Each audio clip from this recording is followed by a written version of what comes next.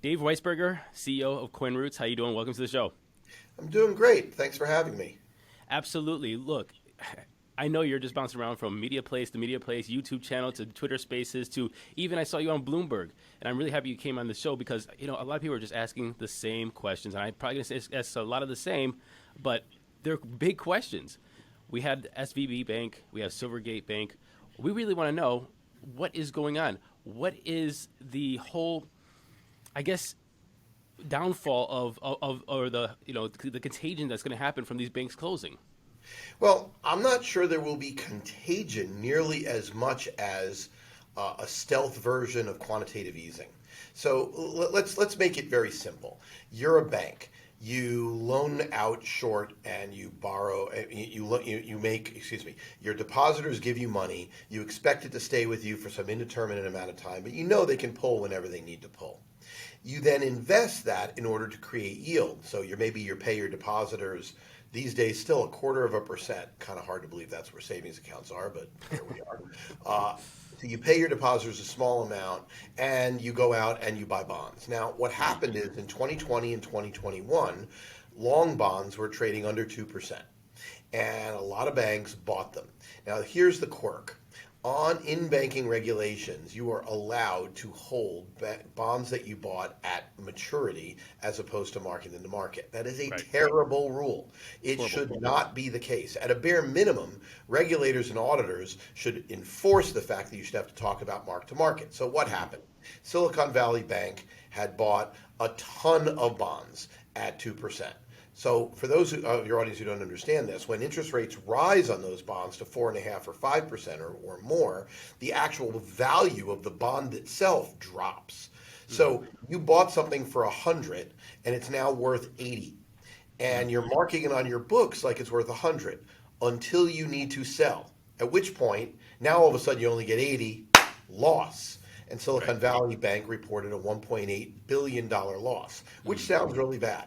When they reported that, various people said, hey, we should pull our money out because this bank could topple. They may not be able to raise money. And a bank run started, forcing them to have to sell more. Curtains. Now, what is the problem with the rest of the banking system? Well, I just read a statement from, I can't source it now, but I just read something that indicates that there might be over $600 billion of unrealized losses on bonds purchased by the banking system. That if Wow. they were forced to sell, they would obviously incur those losses. Now, as long as people don't pull their money from the entire banking system, that's not a big deal. But the truth is they could. So what did the Federal Reserve do on Sunday night? Since Sunday, as I was literally talking to CNBC, the Federal Reserve announced that they're going to create a backstop facility, which cutting through the crap, what it basically says is if you have a bond that's going to be worth $100 at maturity, even if you could only sell it for 80 now, we will let you borrow $100 for that bond. Hmm. That is a bailout, or that backstop is essentially a stealth bailout of the entire banking industry. So if Right. you're a depositor in a bank, you now know that unless they did something really horrible, like stole your money, you're probably going to be fine. Because the worst thing that could happen is the bank will say, "Okay, I can't sell this bond for 80. I can sell it for 80. I can't sell it for 100, but I could give it to the Federal Reserve and borrow, and Right. therefore meet my obligations." Now, there are people who think that that's going to still be a problem, that it's going to be a reputational risk, etc. But make no mistake, this is a very significant amount of money that while they're claiming that the facility will not lose money, it's because it's a loan, right, from the facility, and that the FDIC premiums will pay for losses up to a point. The simple Right. fact is, it's money printing, which explains, by the way, why Bitcoin is trading at 25,000 today and traded as high as 26,500. It explains why stocks opened up significantly, et cetera, et cetera. People are looking at this and understand that it implies something. Now, the other thing that it implies is, can the Federal Reserve continue to ease? I mean, continue to tighten when it's going to cause even bigger paper losses for the banks. Well, I guess if they're willing to give loans against it for full collateral, it doesn't matter. But anyway, that's what happened. Okay, so I'm going to get into the crypto correlations and the prices really quick, but I really want to know your opinion though on this. I watch David Sachs and watch David Ramsey, and you're also another Dave. They both have conflicting opinions. David Sachs says these bailouts, these helping out the depositors, needs to happen, or there have been a huge contagion, systemic risk throughout the whole market. Obviously, he's has a VC fund. Obviously, he's an investor in a lot of these companies. He probably knows a lot of people that were using these banks. David Ramsey, on the other hand, said straight up, he's like, this is not your grandma's bank. There is no mom and pops there. This is all rich VC people or people that got a lot of seed investment, or companies that got a lot of seed investment. This is companies or rich people trying to just, be basically invest in the companies or get richer in one way or the other. So there's two different opinions here. What is the Dave Weisberger's opinion about this? My opinion is that what David Ramsey said is short-sighted, myopic, and borderline moronic. Effectively, people who don't understand that economics exists at the margin are the same people who said modern monetary theory is okay. You could just print your way to infinity. We've all seen over the last year what happens when you do that much of money printing. The simple fact is, if you didn't bail out the depositors, then what depositor who has an ounce of common sense will leave even a dollar over the 250,000 in any bank that is not considered systematically important, therefore too big to fail? It could have easily triggered a massive bank run on every single bank that didn't qualify for the $250 billion threshold, meaning the end of diversified banking in the United States as we know it. I am quite certain, I said this last week before the Fed made the decision, I am quite certain that Janet Yellen and Jerome Powell, not they weren't reading what I said, but they have exactly the same opinion as me, saying, we can't take this risk. I can't have every single community bank that has any bond portfolio go completely under. First of all, the FDIC could never have handled it, even with the limiting it to 250,000. But the major impact on the economy is massive. Right. Plus, the other nonsense about pointing to the politics of, those are the tech bros and they deserve it, they're rich. The fact is, there's real people who work for those companies. Exactly. Companies that had no way of knowing. Remember, I just told you that they didn't have to report their mark-to-market losses until they had to sell them. So that how could a tech company, or any company for that matter, possibly have evaluated what the risk is at SVB? Now, okay, so you could make an argument could have, but a lot of other people, there's no way they could have.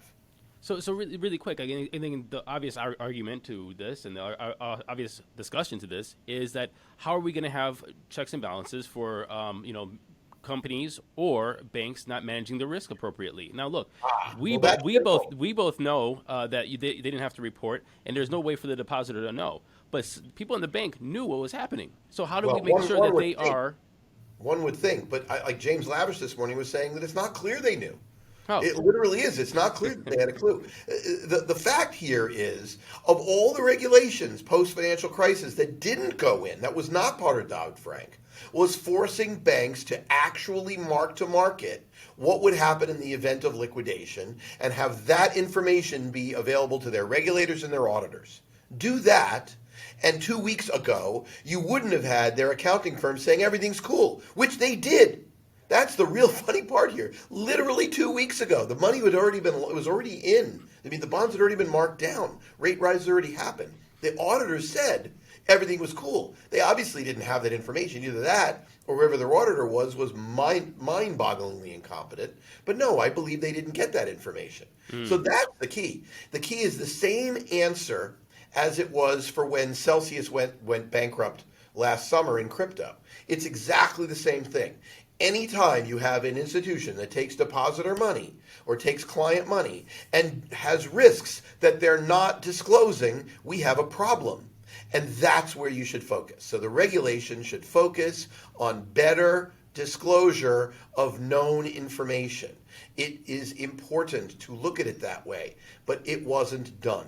And that's the issue here. This has nothing to do with crypto. This has everything to do with bad disclosure. It seems like this is consensus among a lot of experts that are talking about this, that regulation needs to have better disclosure and also reporting on what they're holding. I was going to say hodling, what they're hodling, and making sure that the value of those bonds or whatever is adjusted appropriately in a timely measure or manner. Right.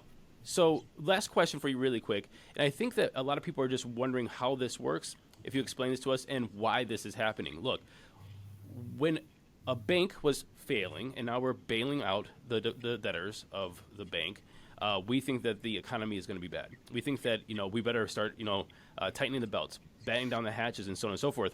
But we wake up in the morning, Bitcoin's up, crypto's up, mortgage rates are down. Why are we getting Christmas in March? Well, I mean, it's pretty straightforward. The things that are going up, well, there's different things. Gold and Bitcoin are up because it's yet more proof that quantitative easing is in a different name is going to be restarted, and therefore the value of what it's measured against, the dollar, is going to go down. It's pure supply and demand. Why are other risk assets up? Because they're basically backstopping the economy. Every time you flood the economy with liquidity, risk assets go up. So I think that's really simple. I don't think there's much question about that. The one thing that I do want to point out, because so many people have made this mistake, is they point to this and they goes, well, this is because of risky tech depositors or risky crypto depositors. That is complete and unadulterated crap. The fact of the matter is, banks know, and the Federal Reserve actually said this, some depositors have different patterns of withdrawals and deposits than others. Operating businesses pay payroll and get their income. And yes, sometimes they mismatch and maybe they move around a little bit. But generally speaking, just like CoinRoutes, we're a operating software company. We're not a crypto company, right? So our deposits and our balances are pretty stable, predictable. If you're a crypto company, if you're a Coinbase, for example, you're not predictable. Why? Because you might have $1 billion in dollars on deposit. Bitcoin starts ripping upwards and all your people, or a huge amount of your people, start buying Bitcoin. Well, they do. They take the deposits they have. They buy Bitcoin on the exchange from others who now take those dollars and say, well, okay, I got my liquidity, and they take the liquidity off. And all of a sudden, their deposit situation looks different. So banks who bank them need to understand that there's going to be more movement. That's true, and that did impact Silvergate. Silicon Valley was different. Startups always, particularly early stage startups, always see their deposits dropping as they spend money. It's called burn. And Silicon Valley Bank for years were depending upon the fact they would attract new startups in because they were getting funded to offset that. And that's cool, except when the Fed started raising rates over the last year, startup funding went, and therefore their total deposit base shrunk in a world where they had bad losses of their bond portfolio. The actual deposit side of the equation probably should have been predicted, probably should have been managed better, but the real issue is allowing yourself to have that kind of risk in the first place. And that's what needs disclosure. Right. So just to tie this all up in a little bow for everybody, we're going to be okay. I think the bottom line is that the only real risk at this point is overregulation in a dumb way. If the idea is Congress says, we're going to change disclosure rules for banks to make people more confident in them, I applaud it. If Congress says, we're going to shut down crypto from banking because after all, that's where the first bank that went bad was after Elizabeth Warren publicly attacked them. But that's exactly the wrong information. That's exactly the wrong message. And that's just going to force innovation overseas. That's going to hurt the United States in many ways. In terms of crypto dollars, right now we're dominant. It could easily move to crypto Europe if the U.S. basically cuts that spigot off. That would be a big shame because the evolving economy around Web3, DeFi, and Bitcoin as a base layer is incredibly promising to help many, many people in this country, but certainly billions around the world. It would be a shame if Congress overregulated in that direction. And there's certainly risks of that because people's very bad propaganda keeps making that association. It's not true, but that's the association that keeps getting made. Dave, I appreciate you coming on the show, and I can't wait to talk to you more in the future. Thanks. Hey, everyone. The bull is coming, and we need to be ready. There's a lot of developments in Web3, and we need to keep up with the news. So please subscribe, share, and like every video that comes out of Today in Web3. And of course, follow us on Twitter, Instagram, TikTok, all at Today in Web3. We'll see you every day.